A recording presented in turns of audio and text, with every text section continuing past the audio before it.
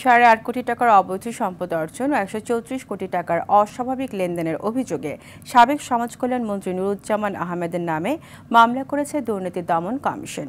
দুদকের মহাপরিচালক মোহাম্মদ আক্তার হোসেন বলেন, মন্ত্রী থাকা অবস্থায় ক্ষমতার অপব্যবহার করে ঘুষ, দুর্নীতি ও সরকারি বিভিন্ন প্রকল্পের টাকা আত্মসাতের অভিযোগের প্রমাণ পেয়েছে দুদক।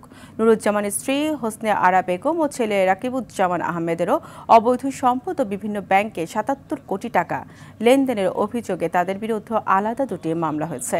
30 জানুয়ারি রংপুর থেকে গ্রেপ্তার হয়েছে নুরুজ্জামান আহমেদ।